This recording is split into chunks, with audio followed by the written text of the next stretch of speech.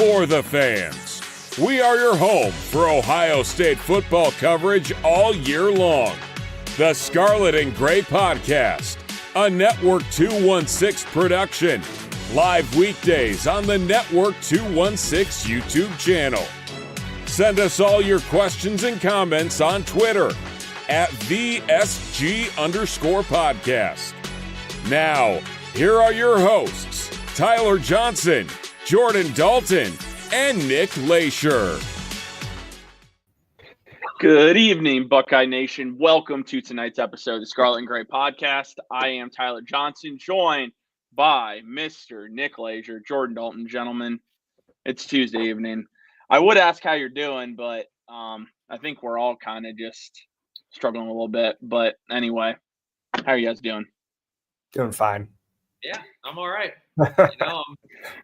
I was angry Saturday afternoon, but when I woke up Sunday, I'm fine. I'm just glad that I'm not getting paid money to be on that football team or on that coaching staff. So if I was on that coaching staff or on the team, I'd be a little bit more angry, but I'm just not. It is what it is, man. Hey, there's a lot to get to today, though. A lot to get to. There is a lot to get to. So, college football playoff rankings release any minute now. Ohio State wide receiver Jaden Ballard has entered the transfer portal. Ohio State linebacker Gabe Powers has entered the transfer portal. National Signing Day, early signing day is tomorrow. There is a lot to get to. Before we get to any of it, guys, of course, before we dive into it more, please just drop a like on the video, subscribe if you are brand new to the channel. Again, we really appreciate that support. We ask that if you listen on audio, go over and give us a 5-star review on Spotify or Apple Podcasts, and we would appreciate that. So we're going to jump. There's a lot of topics to cover tonight. We're going to be jumping around a little bit. First off, guys, obviously the elephant in the room, Ohio State loses the game on Saturday to Michigan, 13-10. Takeaways from this game. I know you guys were there in person, so what were some of your takeaways? Team played right into the hands of Michigan's game plan. We talked about it on the pregame show. Michigan can't throw the ball. They didn't throw the ball against us, and they came into the game not trying to throw the ball against us. They ran it. They ran it a lot. They didn't really get a whole lot of chunk yards, and they still beat us. And it's kind of baffling at this point, 3 years in a row, that a team comes into a game with the same exact game plan, executes that game plan, and you have no way of responding. It's like every single game, in between every single game is a halftime adjustment, and you just don't make any adjustments. And we hurt ourselves in that football game. There was a lot of plays that were left on that field, a lot of turnovers that resulted in points for the other team, and just a lot of missed opportunities, a couple missed field goals that were makeable field goals, not anything out of the range of Jaden Fielding. That's 6 points that were left on the board. The pick six in your own red zone by Will Howard, it just can't happen, especially at that point in the football game. And then not being able to convert off of turnovers really, really killed the team. Jack Sawyer had a huge interception in the end zone, which resulted in no points. And Caleb Downs had a huge interception in our end zone. And we weren't able to even capitalize and get 3 from that. It was, I would say it was a cold day. It was windy, and I think it was windier than a lot of people were led to believe. There, you could see the flags whipping around up top on the stadium. Not really sure it really affected much. Maybe a couple of the field goals and a couple of the throws, but we didn't really push the ball downfield a whole lot, and there was a couple plays that I know Will Howard would definitely like back. So, yeah, it was tough loss for sure. I mean, for me, defense was lights out, guys. I mean, really, defense was lights out. You give up a 54-yard field goal, You live with that in those conditions. You live with that. You give them a short field on the Will Howard interception. They get it down to like the 4-yard line. They punch it in. I mean, it is what it is. The offense screwed you. So, I mean, it is what it is. And then they kick another field goal. That's it, dude. The defense really gave up 6 points in this game. The touchdown is kind of – it's whatever to me. I mean, this is probably the worst Michigan team they've had in a while. Let's be honest about that. I mean, Michigan fans would tell you that too. Yeah. Oh, yeah. I mean, Coach. I was listening to Zach Smith's comments after the game, and I mean, I know he's kind of eccentric, but he heard from a friend of a friend, whatever. That I mean, even the Michigan defensive coaches were like, "What are these guys doing?" Like they couldn't believe that Ohio State was trying to play that. Yeah, just trying to play physical, and it's like, dude, you don't need to. Like, it was baffling to me. You played, like you said, Jordan. They played right into their hands. I mean, Jeremiah Smith doesn't get a target in the second half. I mean, that's unacceptable. He should get at least 4 targets a quarter easily. Yeah, just an overall just brutal loss. I mean, that's probably got to be Ryan Day's worst loss as Ohio State's head coach, period. I mean, you take out the Missouri game last year, you take out Alabama in the national championship game, Clemson, all those games that he lost. This has got to be the worst one, period. I mean, it was brutal. It was a brutal performance, at least from the offense. So I tip my hat to the defense. I thought they played pretty well the whole game, honestly. TJ, before you get into it, I just want to make one more comment about the game itself. Just upon rewatching it, there were not a lot of possessions in this game, and I think that was attributed to the fact both teams were trying to run the football, and both teams were possessing the football, which led to a low score. It led to less opportunities for Ohio State to score the ball, and so like our margin for error was so small in that game because of the way Michigan came into it that us just like trying to run the ball and trying to dominate the line of scrimmage really limited the amount of times we got the ball in that game. And then not being able to capitalize. It was like, it was before you know it, that game was over, and it just felt like we never got started. And so it couldn't have gone any worse for Ohio State, and it honestly couldn't have gone any better for Michigan. Real quick, JD, Ohio State is ranked now 6th in the latest college football playoff rankings, ahead of Tennessee. Very interesting. Anyway, feel free to continue. Just want to make sure anyone who is watching our show and not the playoff rankings, just that they know the Buckeyes are ranked 6th. So, very interesting. Well, most likely, I don't see any scenario where we drop out of the playoff. No. Alabama with 3 losses is in the top 12. Yeah, Miami is ranked 12th. They're getting in, dude. Like Ohio State's ahead of Boise State, which is interesting. Georgia's ahead of Ohio State. Notre Dame is now up to 4. I mean, we'll talk about the rankings here in a little bit because they're going to release the bracket shortly. The biggest thing for me in this game is we seem to see it every single year now. I don't know why we find the need that we have to play a certain way every time we play Michigan. You have 5 stars all on the outside of the perimeter. There's no Will Johnson. There's no Rod Moore at safety. You have the advantage on the outside all day long. And the play calling is deciding Penn State up to number 3. Wow. Anyway, the play calling is deciding Chip Kelly that we're just going to continuously run it up the middle and gain maybe a yard. And we're going to get the 3rd down and 8, 3rd down and 9, and we're going to throw it. It's the most predictable play calling, and it doesn't matter who calls the plays. We've seen it the last couple of years. You get to this game, and the play calling just completely craps the bed every single time. Note on that, are we sure that Chip Kelly even called this game, dude? Because this seemed like a very much Ryan Day offensive scheme. I think Ryan Day had a lot to do with how the game was called. I know he probably vetoed a lot of stuff because this was definitely not a Chip Kelly offense that we've seen all year long. And we come out and we do this. Anyway, continue, TJ. I just wanted to put that in there because It's very Real quick. interesting to me. Ohio State would be hosting Tennessee at the Shoe, and then they would play Oregon if they win that game. That's what it's set up. That's a good draw. It's what's set up. So right now, for anyone just joining us, the college football playoff, Ohio State, it dropped down to 6th, which they very well will end up staying there.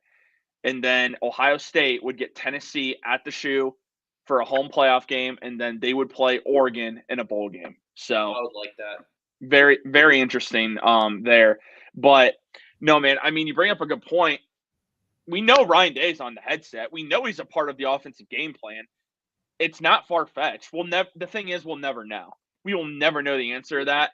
But one thing I am going to say, and this has been a huge topic of discussion, and people think you're making an excuse, but it's not. From watching this game at home, I can tell you, Will Howard did not look right. I knew it as soon as he came back into this game. He was all hyped. He was hyped, but I'll tell you, he got in that huddle. This dude is wobbly. You could see him adjusting his helmet, kind of like adjusting his eyes a little bit. This was not the same guy, and I will say this. There's no reason Ryan Day should have put him out there if he had a concussion at all. And clearly, that was I can, and I'm not the only person saying this. Clearly, there was something off about Will Howard, and you could see it. And I would have stuck with Devin Brown. I would have stuck with Devin Brown. You can see multiple times where Will Howard acts like he just is completely out of it throughout the game. But dude, that 2-minute drill, we marched right down the field. Yeah, throws a touchdown. Put together his best drive. Literally, right after. I don't think you're wrong. I think definitely something was off. But I'm not attributing the loss to Will Howard not performing, because again, it comes back to the coaches. If Will Howard can't go, you need to put somebody else in there, because the offense completely it switched. As soon as Will Howard got drilled, it definitely got way more conservative, I felt like. And the fact that there's no trust in anybody, you have a roster of 5-star quarterbacks just sitting there. If you're going to adjust your offense based off that Will Howard can't really throw the ball, then that's all. It all comes back to the coaching, dude. I don't care if Will Howard had a concussion, if he did, if he did, I don't know. I'm not a doctor, but I thought he looked pretty dang good on that 2-minute drive and marched just right down and threw a touchdown. But again, something we'll just not know. We'll never know. Yeah, we won't know. We'll never know the answer to that. I think the big thing is, you know what your strength is. You know what that strength is. You're a team has to get the ball on the outside of the perimeter to Jeremiah Smith, to Emeka Boka, to Carnell Tate, and you just don't do it. Instead, you run right up the middle about 30. I'm not kidding. I thought I counted about 30 times. We just ran straight up the middle and just got absolutely stuffed. And I'll never forget the turnover, the Caleb Downs interception. And we didn't run it up 30 times. We only ran it 26 times. Running that sequence of plays is the most idiotic, and I don't understand at all what the thought process was. I don't care. Setting up for a field goal. Since when did we become a team that's our end goal in a drive? Is that we're going to set up to try and get a field goal, especially with a guy that can't even make a basic field goal. Jaden Fielding has no business being on a Division I roster at this point. He shouldn't even be on this team.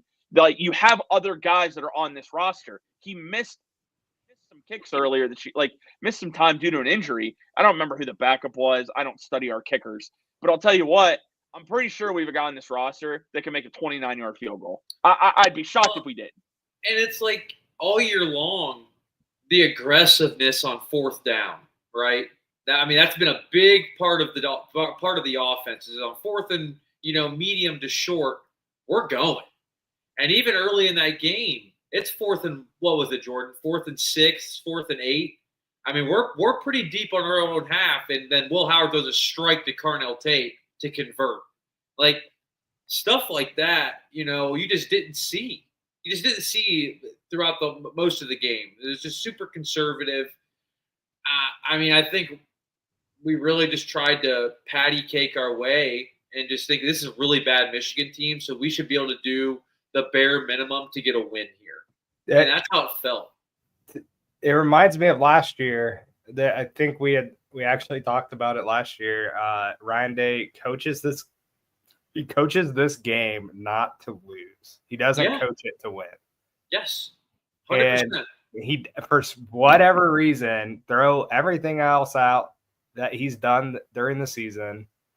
He coaches this game not to lose, and it bites him in the ass every single year.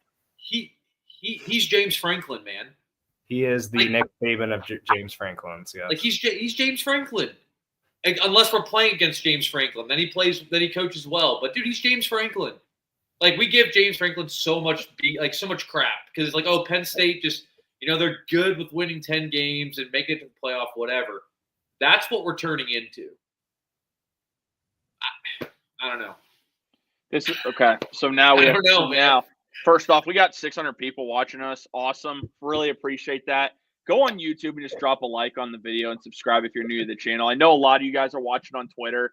Again, I have the YouTube link is right in the Twitter bio. So just click that, drop a like, and subscribe to the channel. Really would appreciate that for everyone that's watching us on Twitter. So yeah, please do that. Okay, now the Ryan Day discussion. So we have to bring up Ryan Day. Didn't want to do this. Really hope it didn't come to this, but this is where we're at. So you're in a situation where Ryan Day's lost 4 straight to Michigan. You get absolutely embarrassed at home against a team that honestly you should have absolutely destroyed, to be quite honest. Continuously, this is a guy that cannot win the big games, and you can talk about he beat Indiana and Penn State this year. You're right, he did. But continuously gets to the playoff, does not win the big games, has not led us to a national championship. Might go at this point. It looks like it's going to be over 5 years since we won a Big Ten title. Ryan Day, the title of this episode is simple. This is where I'm at, and I want to hear what you guys have to say. It's time that the Buckeyes get a new head coach. I'm really kind of sick of everyone's like, well, we still have all our goals in front of us. No, we don't. You're not going to be a Big Ten champion. You didn't beat Michigan. The only thing you can do is win a national title. And I have to say this, and I know this is going to bother some people that are watching, because ultimately you're a national champion of college football, and that is really prestigious. If you're not beating your rival every year, to me, that has to be a requirement to be the head coach at Ohio State. I don't care what anyone else has to say. You can tell me that and win a Big Ten championship at the very least. If you get a national title, great. But the expectation has to be that you come here and you're going to beat Michigan and you're going to win a Big Ten title. And since Ryan Day has taken over, we have done each of those once. To me, it's not acceptable. I'd love to win a national championship, but to be quite honest with you, I'd rather beat my biggest rival and start winning Big Ten championships, because at the end of the day, that is the biggest thing that I believe a coach at Ohio State is judged on. Beating Michigan and winning Big Ten championships. And right now, you have a guy who is not doing either one. The floor is yours. I mean, you're right.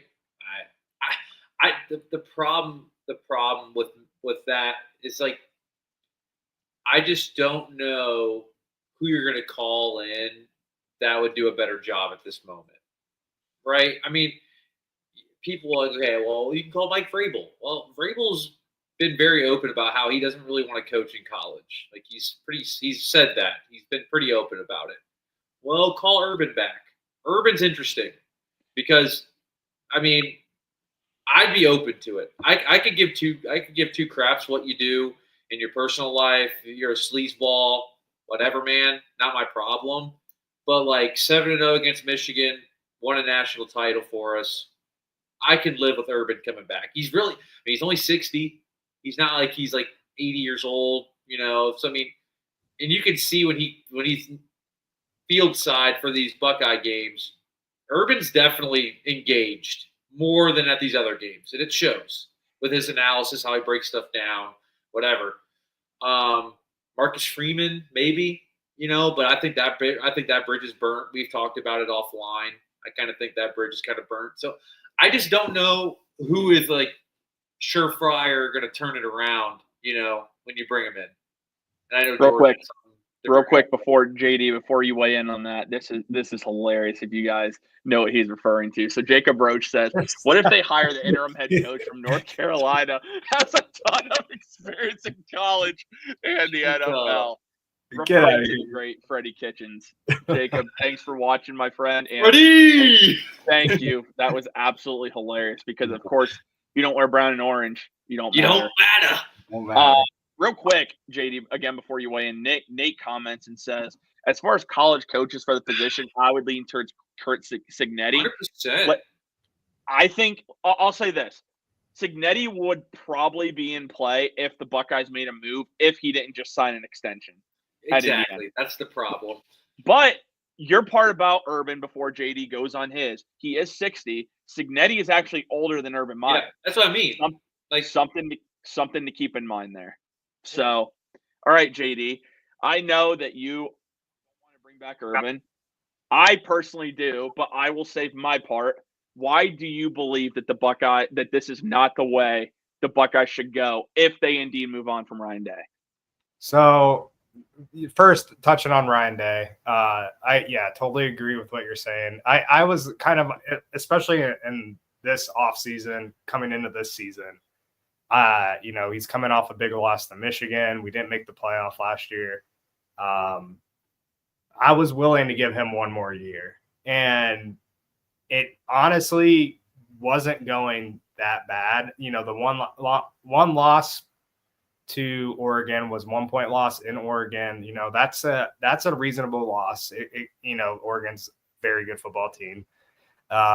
We beat Penn State and Indiana both pretty handedly. He handled business in all the games he was supposed to handle business as the head coach.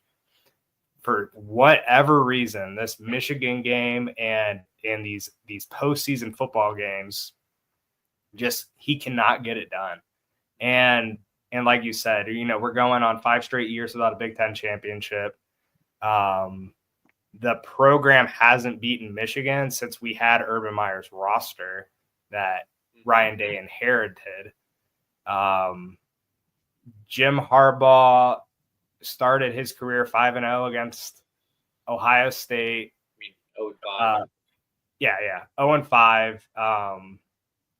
But he was coaching against Urban Meyer for most of that. And then the one loss to Ryan Day was Ryan Day's first year when he inherited Urban Meyer's roster. So I think, and that was part of my argument last year. Ryan Day, he can't get it done against Michigan, but, Jim Harbaugh couldn't get it done against Ohio State. They gave him the opportunity. He turned it around, got him a national championship with an asterisk. But he did make it happen, and I just don't see the positives of Ryan Day coaching this football team. Like with Jim Harbaugh, you could see he was changing that culture. He was changing that football team in his image. He had an image for the team. They executed it. As much as you hate Michigan, as much as you despise everything that they did last year, you just have to hang your hat on the fact that they did change that culture there. They were the best team in college football last year. And it was all because of their head coach. And I don't think Ryan Day has that in him. I don't think he is that guy for Ohio State. And like you said, Nick, I don't know who you would turn to make that happen. There's very few names in college football right now. And then the current landscape of college football, I think there's a reason Jim Harbaugh left. Could have been because of the allegations, but it also could have been how NIL is playing out. And a lot of these coaches aren't just asked to coach football anymore. They are essentially the CEO of the football program. They have to manage NIL. They have to manage the donors. They have to manage personnel decisions, transfer portal, on top of being a football coach for one of the top football programs in the entire country, top 3 probably. And if you're saying that this job is open, it is going to be the most screwed. Huh? It's the number one. If this job becomes open, there's maybe other jobs that are more valuable than this job.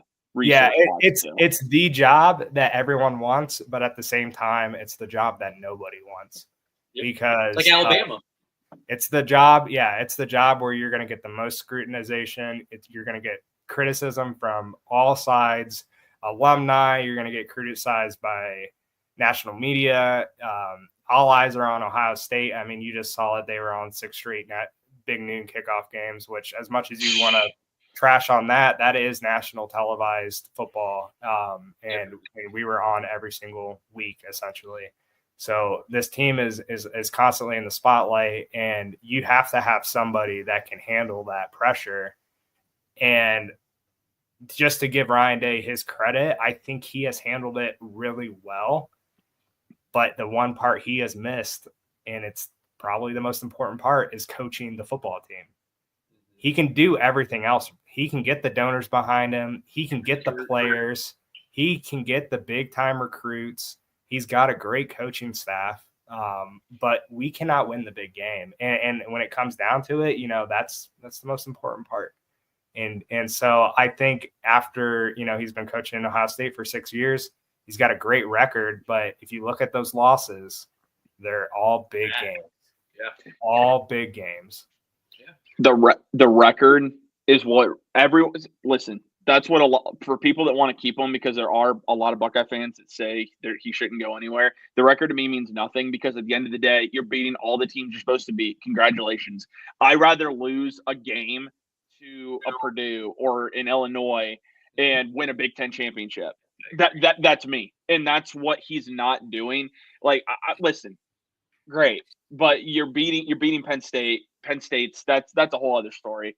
Other than that, you're not beating the most important team that you have to beat. That included going to like Oregon, because now Oregon, let's call it what it is, they very well are the team to beat in the Big Ten for who knows how long. I mean, honestly, with what they're doing over there, Dan Lanning at this point has a better program in where they're at than Ryan Day has at Ohio State. That's what it is. He's got throwing all the money he can at recruiting. Nike's helping it. But Ryan Day right now, he has the resources available. And guys, he has one of the best all-around talented teams you could possibly have put around him, and he just wastes the talent. And you just, at some point, the rubber has to meet the road. You have a new AD here. Like, he's not married to Ryan Day. That's definitely the silver bullet right there. It's Ross Bjork's got to come in, and he's going to make a change. Well, new president and new athletic director. Yeah. It's both of them.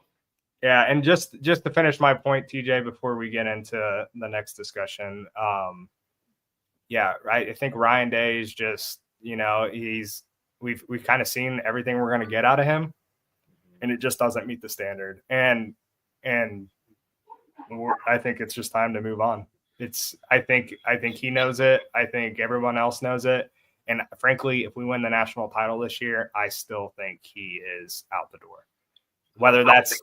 Whether that's of his own volition or if they just decide to part ways. I think the stress of the job might be getting to him, and there's been rumors. So, well, let's be honest. I mean, his kid is getting to the age, his son, he's starting to get recruited, stuff like that. I'm sure that's going to play a big part of it, man. It's like wherever his son goes, I think it's going to play a big part. He wants to be around for those, I'm sure.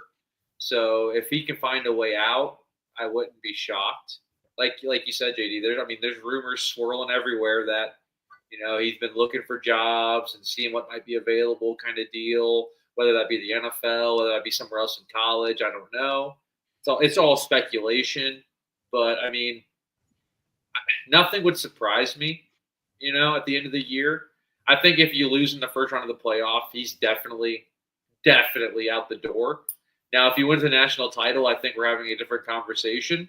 I think that the university will really fight back. Well, he just won a title, so it's like I think we're going to keep him around at least another year. And the buyout, I know it's $34 million, but in the grand scheme of how much money that football program brings into the school every year, it's really not that big. I mean, it's a fairly low buyout. I don't know, man. It sucks that we even have to have this conversation, because I feel like if we would have won on Saturday, this isn't even this is an afterthought. This is nothing. We lost to the number one team in the country, and that was it. Keep in mind, man. Texas A&M, they paid Jimbo Fisher $68 million to buy him out or something like that. I mean, Ross Bjork was there. He also was the one that gave him the contract. Now, the thing we won't know about that is whether he was the one that recommended extending him or he was told by the university to extend him. Yeah, we'll never know that. The money, everyone's saying buyout because, I've seen that comment as well, the buyout won't be a problem. Let me just say that right now. If they want him gone, it's not going to be a problem. Also, if he steps down, that's a whole other thing to where they'll probably negotiate a way of that buyout to make it even less. The other thing I will say, because I've seen a lot of people push back on this, well, if Ryan Day leaves, what happens to Jeremiah Smith, Caleb Downs, all those guys? I'm going to tell you this right now. If they leave, they leave. Whoever you bring in, they very well could still stay.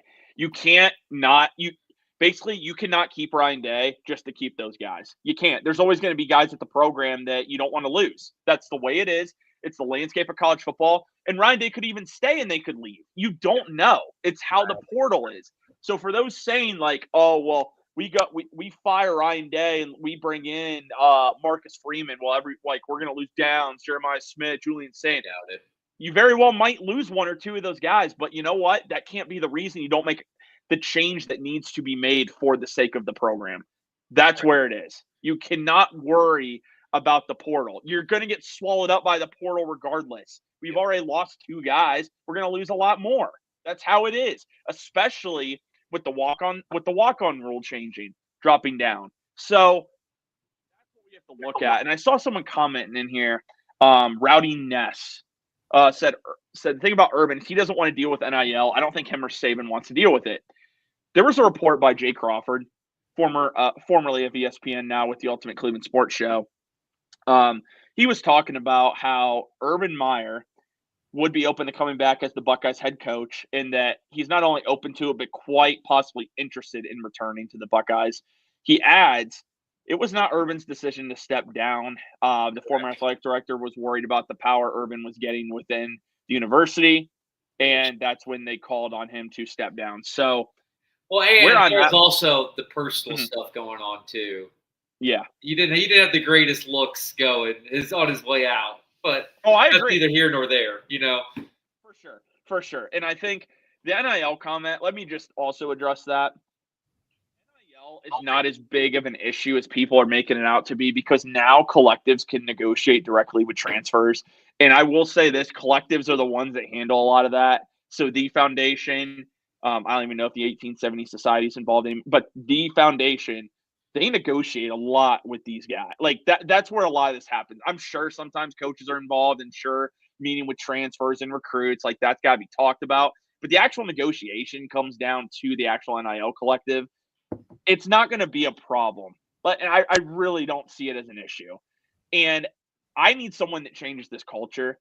I understand that he comes with some baggage. I get it. What does he do? He wins. Yeah. And at the end of the day, his job, the job as head coach of Ohio State, is to win games. And he had this program at a place that, outside of when Woody Hayes had it, we haven't seen. And Urban is the winningest coach percentage-wise in Ohio State history. He won 3 Big Ten titles, won a national championship, even with a third-string quarterback to even get there, a 90-win percentage. At Ohio State, he lost 2 total bowl games. That's it, too. Never lost to Michigan.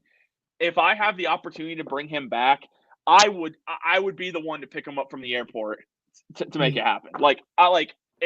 That's how bad you need this. It's got to be somebody. If you go out and get a coach, nothing against Signetti, nothing against any of these other guys, I need an Ohio guy that understands what it means to win the rivalry game every year and to win a Big Ten championship. That's what I have to understand. And right now, this is a soft program, and it's because of the guy that's currently in charge. JD, why are you against bringing back Ryan Day? Urban Meyer. It was a similar argument with the NIL. I think that there was I think the reason he got kicked out or pushed out or whatever you want to say. I think it was also like a personal reason. I mean, man, this dude has got like so many issues with stress and like managing his inner mental health and all these things that like he's retired from football twice and He's good now. come back and coached in the NFL and gotten fired and all this stuff. So yeah, like you said, there's a lot of baggage. I frankly think it would be split in the fan base on whether we would want him back. I think I'm on the other side of it.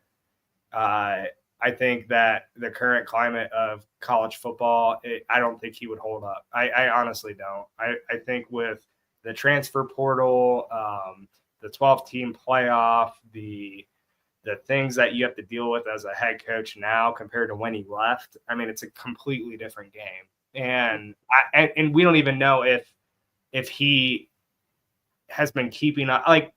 Like the example I was thinking when we were kind of talking about this before the show, and it's a little bit different, but Sean Payton and how he left New Orleans and he kind of sat away from the game. And it was said that he would like study the game and like keep up with the trends and really developed an offense and a style to fit the game. Cause like he might not have been gone long, but football changes quick.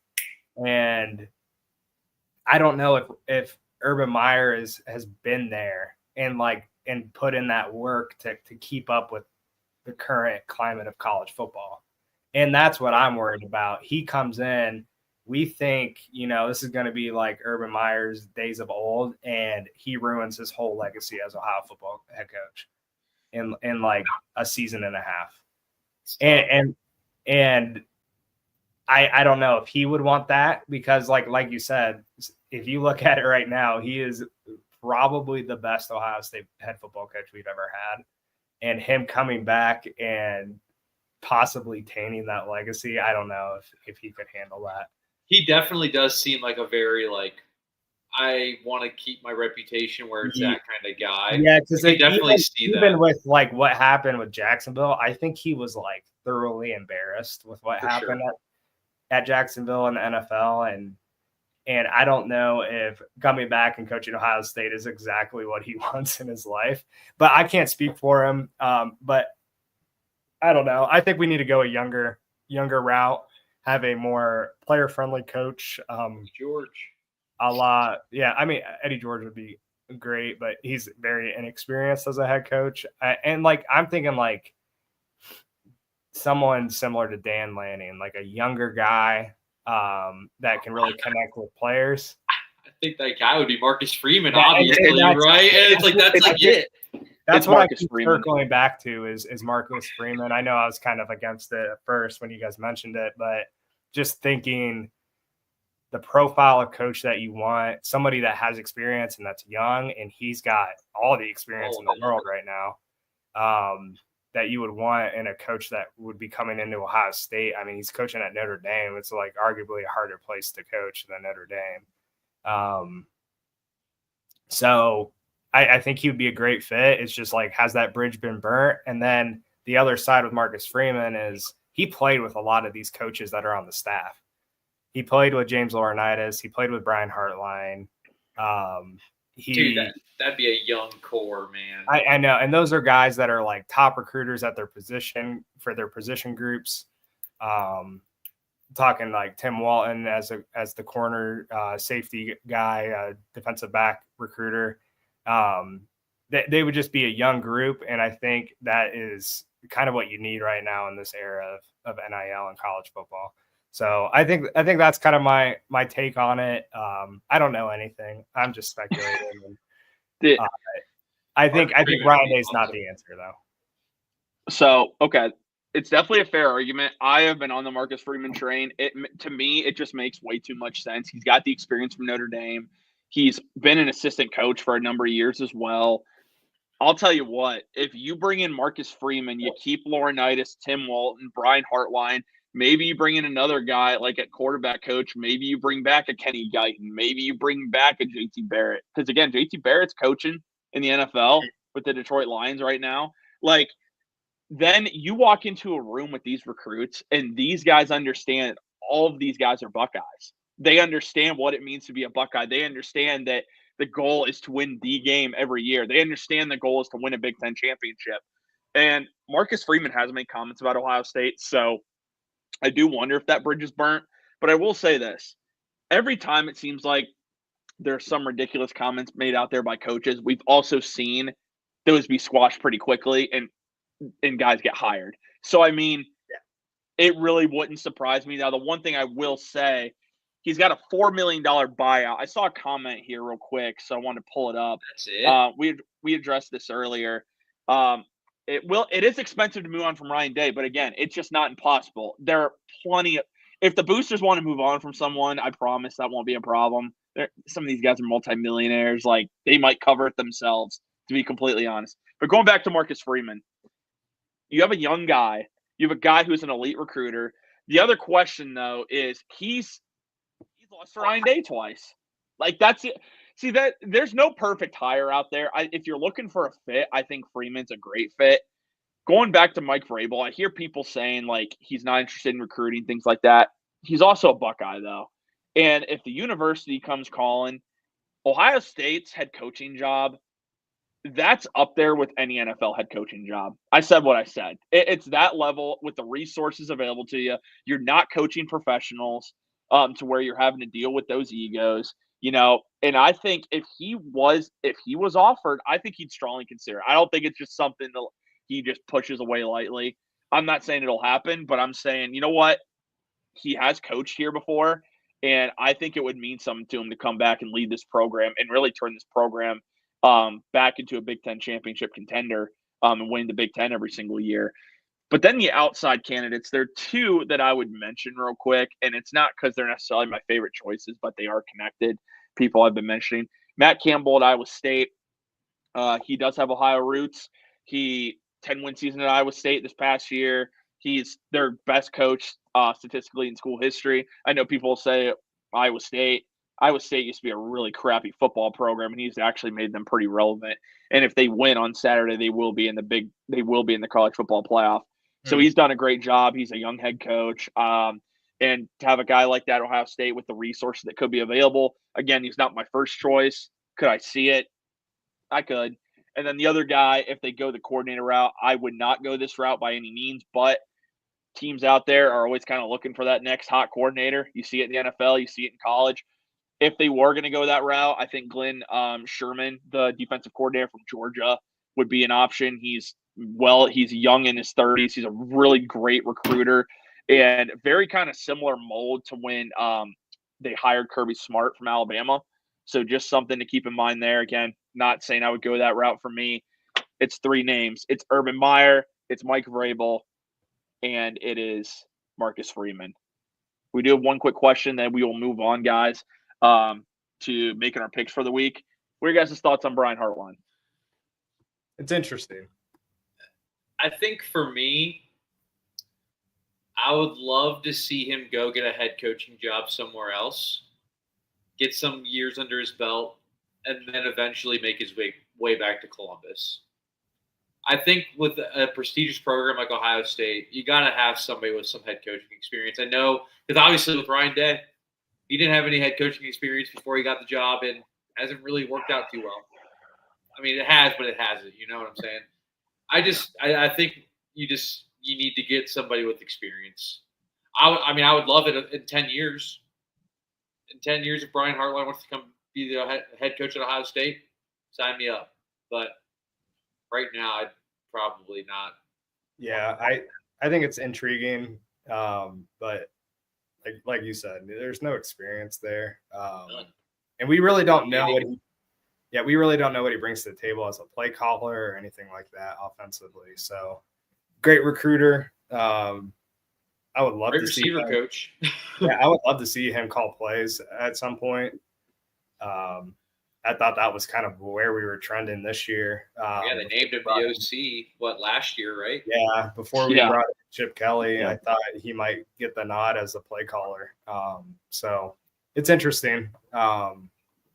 Definitely definitely an option we could see. But I just want to ask one quick question before we move off of this topic. So I kind of know how we feel about Ryan Day and how a lot of the fans feel.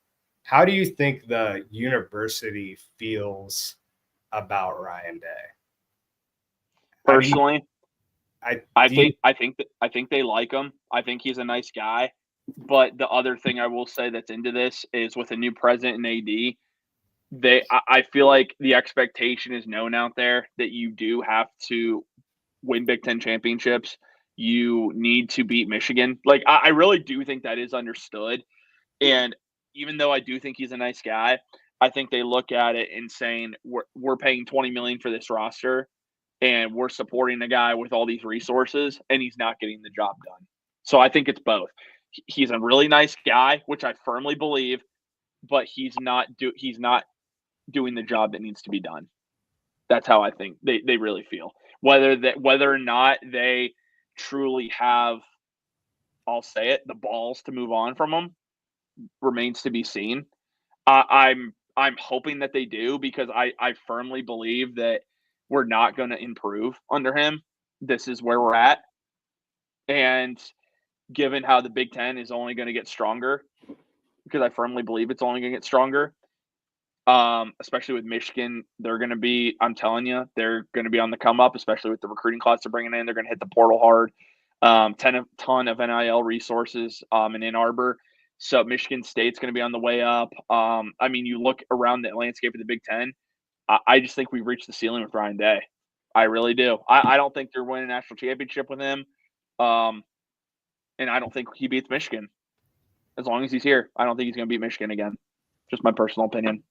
What do you think, Nick? I mean, what do you think? I think we're kind of at our ceiling as well. I mean, this was his first loss to an unranked opponent. I will say they have an opportunity to do the funniest thing ever. I mean, yeah, if you turn around and win the Natty, like, great. Goodness gracious, man. Like, that'd be sick. I mean, I think he should still be gone, but a Natty would be awesome.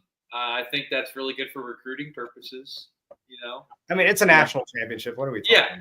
I mean, we haven't won a Natty in 10 years, dude. So, yeah, Natty would be awesome. I mean, obviously, that's the goal now, right? You just put all your energy and you lock in and you just hope for that. But honestly, I think we should be fine for the playoff because Ryan Day doesn't have to play Michigan. So I think we're going to coach like we have all year long. We're going to throw the ball 45 times in the game, and we're going to win games by 20 plus because that's what we've done all year. So, I mean, I think winning a national title is not like far-fetched at all. Really, I don't, because we don't have a winning problem. We have a Michigan problem. Literally, it's Michigan. We have a winning in big games problem.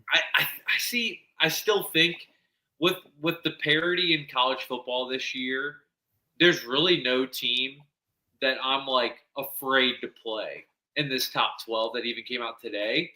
I mean, there's definitely some teams that pose problems, obviously, but I mean, dude, we are 1 point away from Oregon at third place at night. They're the number one team in the country, dude. Like, I don't know, man. I think I'm just overly optimistic because that's just the type of person I am. All right. But I think we have a really good chance. I'll phrase it this 2 and 4 in bowl games.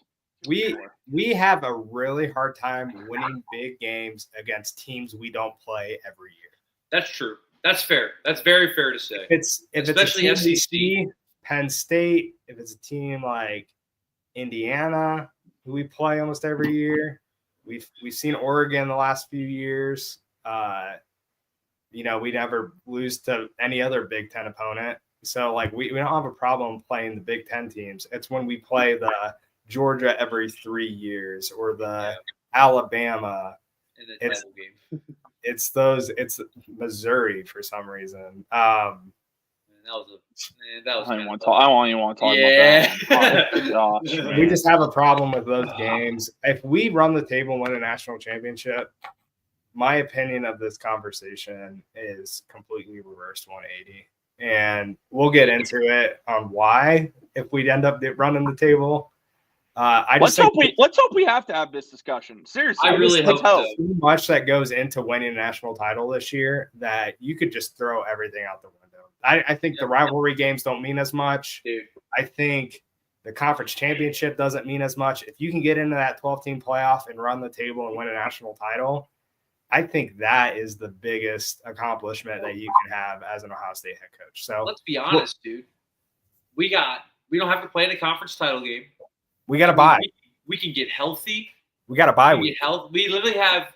I mean, the first playoff games are like what, December 21st. That's when those first rounds of games start. So, dude, you're telling December me 20th, right? Either way, you're telling me we got 2 weeks, 2.5 weeks to get healthy and get ready for whoever we're gonna play. We're not playing this weekend against a really good Oregon team. That's what I'm saying, dude. It's one less game that we were prepared for. Because let's be honest, they were prepared to play, 17 games. That's including the Big Ten title game. You know what I'm saying? So it's like, I will say that loss to Michigan didn't mean as much this year. It didn't. No, it didn't. It just hurts. It just hurts our hearts. And remember, we looked at this we've been looking at these brackets all year. That 5 seed, man.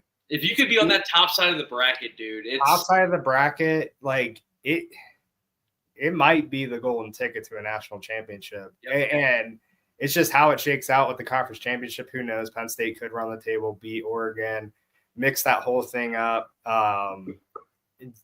You just don't really know what's going to happen with all these title games. You might have a 16th ranked Iowa State winning their conference championship, and you don't know, man. Yeah, it'll be interesting. It's been so wild this year. That's where I'm at. Like, there's just been so much craziness that's going on. So it's hard for me to think that we don't have the ability to run the table, because we do. Let's hope we can revisit this. Let's hope we can revisit this conversation. I would absolutely love to revisit this conversation. All right, guys. Fun part to wrap up the show.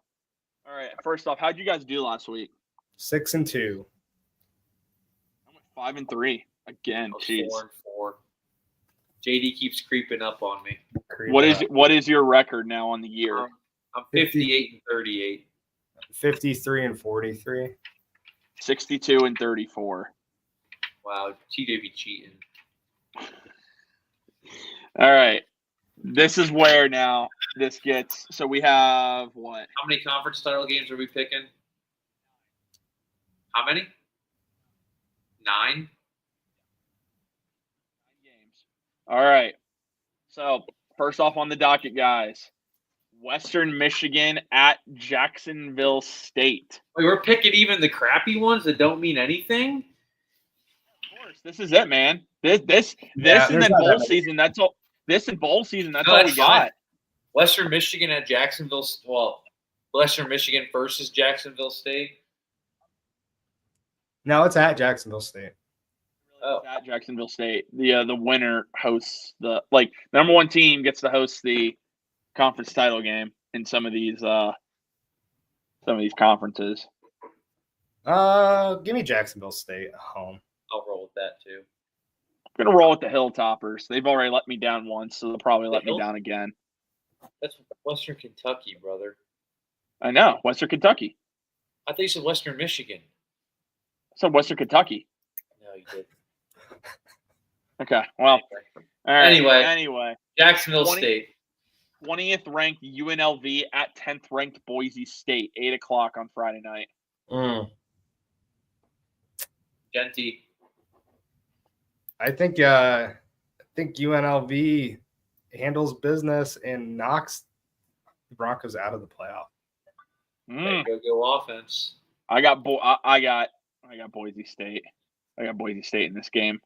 All right. Former Tulane offensive coordinator Nick Leisure and the Fighting Green Wave visit 24 ranked Army. I love my country, but go Green Wave. Yeah, give me the Green Wave in this game. I got Tulane as well. All right. The game that we will be going to, Ohio and Miami of Ohio at Ford Field. Oh, give me the Bobcats, baby. I'm rolling with the Bobcats as well. Same. Go OU. Oh yeah, even baby. though Gabbert is playing for Miami and he's probably going to ball out now, but All right. Marshall at Louisiana. This is actually at Louisiana. the running Rebels. Give me The Raging Louisiana. Cajuns. Raging Cajuns, whatever.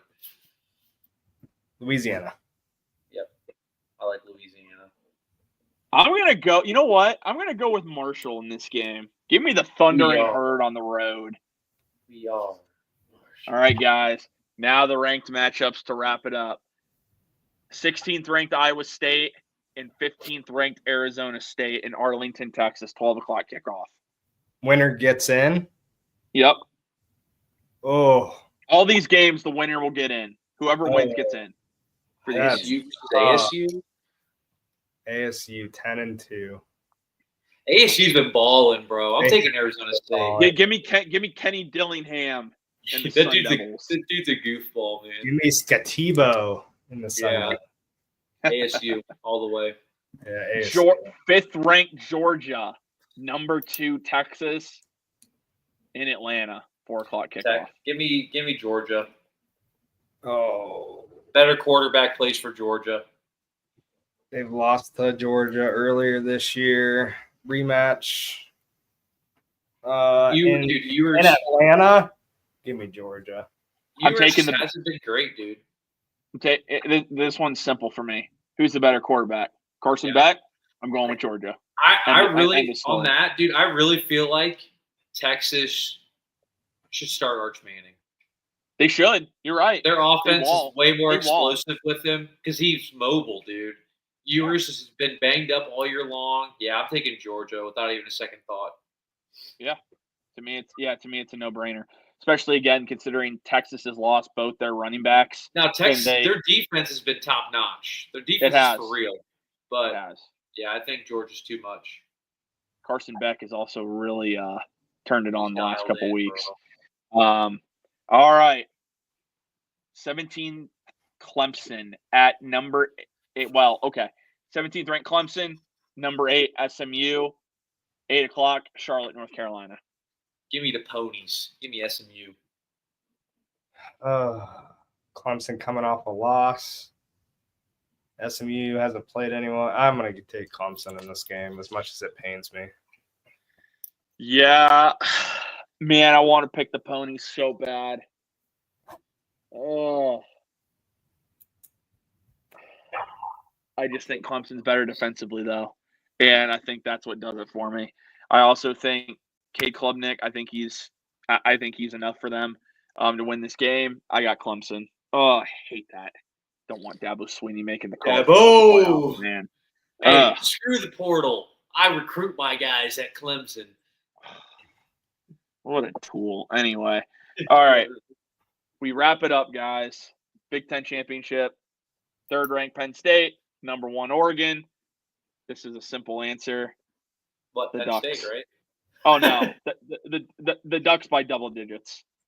Yeah, probably. James Franklin's going to shit his pants, and he will score 10 points in the Big Ten title game. Oregon rolls. Taking Penn State. Just to be trendy. Okay. Hey, man, I'd love to – dude, Penn State wins. That would actually be just wild. They'd be the number 1 seed. Screw James Franklin. That dude can't win big games. I mean – I know. I already said it. I already said it earlier. Brian Day is our James Franklin, so whatever. 1,600 people watching. Again, if you're joining us on Twitter, go click that link in the bio, please. Just click the YouTube link. Just like a video. Even if you don't subscribe, seriously, just go like the video. Helps that YouTube algorithm grow for us. For those of you that maybe you missed half the show tonight, there was a great Urban Meyer discussion, what the Buckeyes should do with Ryan Day, and, of course, much more. If you missed any of it, the show will be available on Spotify and Apple Podcasts tomorrow morning, so make sure you don't miss it. But thank you to everyone that tuned into this episode of the Scarlet and Gray podcast. Again, this has been our most watched episode so far this year, so thank you guys so much. And, of course, we will talk to you all next week. As always, Go Buckeyes.